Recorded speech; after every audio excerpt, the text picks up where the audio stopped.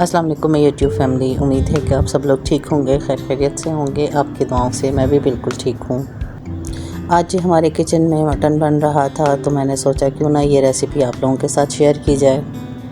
Recipe को share करने के साथ साथ मैं आप लोगों के साथ एक टॉपिक शेयर करना चाहूँगी, वर्किंग वुमेन्स। वर्किंग वुमेन सुनते ही आप लोगों के दिमाग में एक चीज़ आएगी कि 24 आवर्स औरत जो है वो काम करती है। बिल्कुल जी, 24 आवर्स औरत काम करती है, लेकिन अगर आप वर्किंग वुमेन्स उस लिहाज से बात करें कि वो सिर्फ जॉब ही करती है, वो घर नहीं संभालती, तो ये गलत होगा। वो जॉब के साथ साथ आपका घर भी संभालती है, अपने जॉब की भी सारी रिस्पॉन्सिबिलिटीज़ वो पूरी करती है और अपने घर की भी सारी रिस्पॉन्सिबिलिटीज़ वो पूरी करती है, ख़्वाह वो हस्बैंड की हों, अपने इन-लॉज़ की हों, अपने बच्चों की हों। हर चीज़ वो प्रॉपर तरीके से अंजाम देती है। और अगर कभी इन केस अगर औरत बीमार भी हो जाए तो वो भी सारा कुछ औरत को ही हैंडल करना पड़ता है, उसके लिए कोई जो है वो हेल्पर नहीं है। मर्द के लिए सैटरडे संडे छुट्टी मिल जाती है, लेकिन औरत को वो सैटरडे संडे भी छुट्टी नहीं मिलती।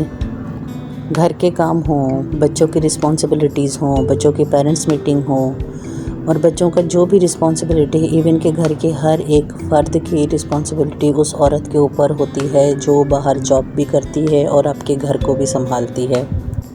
और मर्द अगर कभी किसी टाइम गुस्से में आए या वैसे भी अगर कोई बातचीत हो तो मर्द यही समझता है कि औरत करती ही क्या है। औरत नस्लें चलाती है, बच्चों का इखलाक, बच्चों की तरबियत, उनकी पढ़ाई लिखाई, हर चीज़ एक औरत की ज़िम्मेदारी है।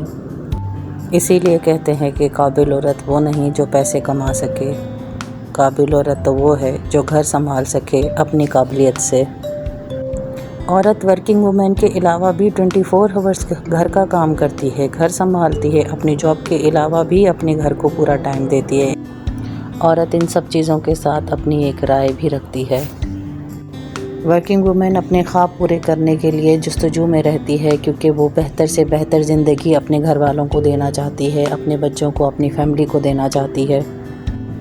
मर्द को भी इस चीज़ का ख्याल रखना चाहिए कि औरत भी एक राय रखती है, उसकी भी ख़ुद की एक शख्सियत है।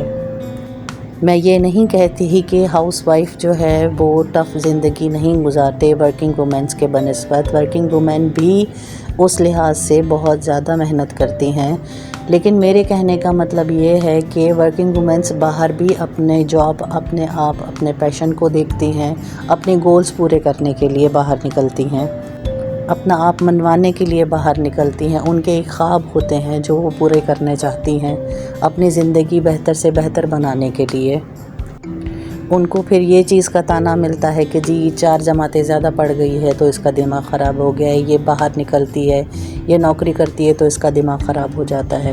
ऐसा बिल्कुल नहीं है जी, दिमाग ख़राब करने की बात नहीं होती। वो एक अपनी राय आपके सामने पेश करती है। ज़रूरी नहीं होता कि हर बंदा हर दूसरे बंदे की राय के साथ मुत्तफ़िक हो। मेरे ख़्याल में औरत को इतनी रिस्पेक्ट देनी चाहिए, चाहे वो हाउसवाइफ हों, चाहे वो जॉब करती हों, चाहे वो वर्किंग वुमेन्स हों, किस भी पैशन में, किसी भी प्रोफेशन में अगर काम कर रही हैं तो प्लीज़ उनको रिस्पेक्ट दिया करें, उनको इज़्ज़त दिया करें। कुछ औरतें अपनी मजबूरी से निकलती हैं और कुछ औरतें अपने ख्वाब पूरे करने के लिए निकलती हैं।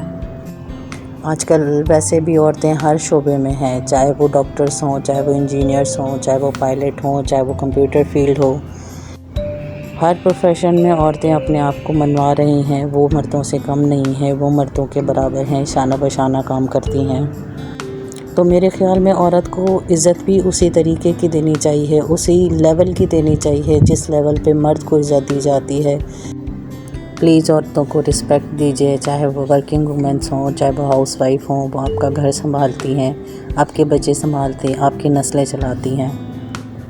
औरत के लिए हर दिन स्पेशल होता है, क्योंकि वो अपनी फैमिली को खुश देख के खुश होती है। और मेरे ख़्याल में एक रिस्पॉन्सिबल मर्द को अपनी बीवी को भी उतना स्पेशल फ़ील करवाना चाहिए, ताकि उसको भी थोड़ा प्राउड फ़ील हो कि मैं जो कुछ भी इनके लिए कर रही हूँ, ये लोग मुझसे खुश हैं और वो आपकी खुशी में ही खुश होगी। मेरे कहने का मतलब ये है कि वर्किंग वुमेन्स, अगर आप लोगों की ज़िंदगी में कोई भी हैं तो प्लीज़ उनको रिस्पेक्ट दिया करें, उनको इज़्ज़त दिया करें।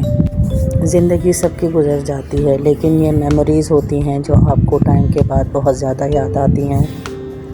कोई भी बंदा, कोई भी इंसान ताहयात इस दुनिया में नहीं आया है। यही इखलाक, यही प्यार एक दूसरे को दीजिए। प्लीज़ मियाँ बीवी एक दूसरे के लिए सपोर्टिव रहिए, एक दूसरे को सपोर्ट कीजिए, एक दूसरे की तकलीफ़ में उसका साथ दीजिए, एक दूसरे की खुशियों में एक दूसरे का साथ दें, खुशियाँ बांटें एक दूसरे के साथ। ये नहीं कि एक काम से आया है तो दूसरा दूसरी तरफ मुँह करके सो गया है, या दूसरा किसी भी तकलीफ़ में है तो वो उसको इग्नोर करे, उससे उसकी बात शेयर ना करे, उससे एक्सप्रेस ना करे। इसीलिए मैं कहती हूँ प्यार बांटिए, अपने साथ भी और अपनों के साथ भी प्यार कीजिए। ये रेसिपी जी ऑलमोस्ट कंप्लीट होने वाली है। ये गर्म पानी जी डाल रहे हैं, बाकी सारे स्पाइसेस आपने देख लिए हैं जो मैंने इसमें ऐड कर लिए हैं। बस ये गर्म पानी जब हम डालेंगे तो ये पकने की करीब तर होगा। और ये जी भून लिया था मैंने और इसको ढक्कन दे दिया है। मेरी बातें तो आपके साथ चलती रहेंगी, ये साथ साथ जो है वो इसको हम रेसिपी को भी कंप्लीट करते जाएं। तो भूनने के बाद जो है वो पानी डाला था, पानी डालने के बाद मैंने इसको थोड़ी देर ढक्कन दिया है। इसका थोड़ा सा पानी खुश्क हो गया है। अब जी इसको दोबारा हम इसे भूनेंगे सही तरीके से। भूनने के बाद हम इसे चेक भी करेंगे क्या है, ये पक गया है या नहीं पका है। तो ये हम भूनते रहेंगे, इसे अच्छी तरह से भून लें ताकि इसका जो ऑयल है वो ऊपर आ जाए। जब इसका ऑयल ऊपर आना शुरू हो जाएगा तो हम इसमें दोबारा पानी डालेंगे ताकि इसमें शोरबे का भी पानी हो जाएगा। और इस तरीके की थोड़ी देर बाद हम इसमें आलू भी ऐड करना शुरू करेंगे। ये जी मम्मा सही तरीके से इसको भून रही थी।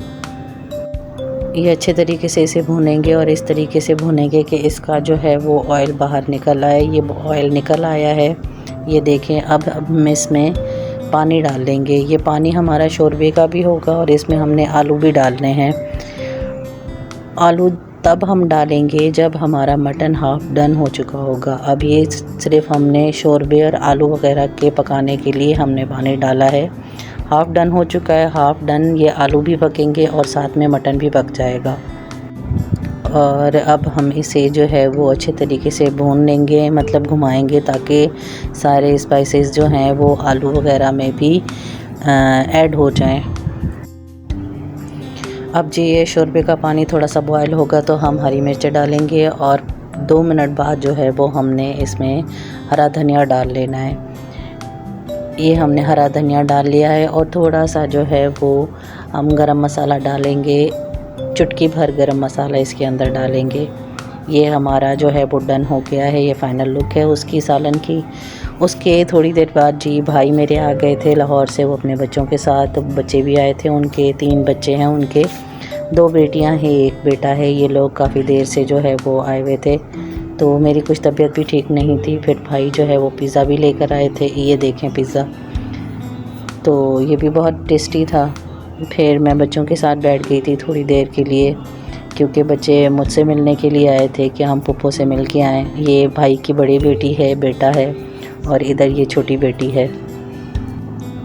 बच्चे मेरे जी बहुत एक्साइटेड थे उनको देख के, क्योंकि दोनों मेरे बच्चे जो है वो अकेडमी गए हुए थे। अकेडमी से आने के बाद उन्होंने देखा कि ये लोग आए हुए थे, फिर ये लोग उनके साथ खेलने में मशगूल हो गए थे। ये बड़ी बेटी है जी, ये मुझसे भी बार बार बातें कर रही थी। और इनका बेटा मुझे बहुत पसंद है, भाई का। बस ये आपस में खेल रहे थे और कभी मुझे बुला रहे थे तो कभी भाई को बुला रहे थे। तो ये आए थे थोड़ी देर के लिए, कोई 15 से 20 मिनट हमारे पास रुके थे। उसके बाद ये लोग फिर अपने मम्मा के पास चले गए थे। उनकी मम्मा का घर इधर कराची में ही है, तो वो लोग यहीं चले गए थे। मेरे बच्चे भी बहुत ज़्यादा एक्साइटेड होते हैं इनको मिलने के लिए, क्योंकि मेरा भाई एक ही है और मैं भी एक ही बहन हूँ। ये रात को जी क्रेविंग हो रही थी मुझे जो है वो कढ़ाई खाने की, तो फिर मैंने ऑर्डर कर लिया था कढ़ाई। तो ये मैं और बच्चे जो हैं वो बैठ के खा रहे थे। नान भी थे इनके साथ, कंधारी नान दिए थे इन्होंने।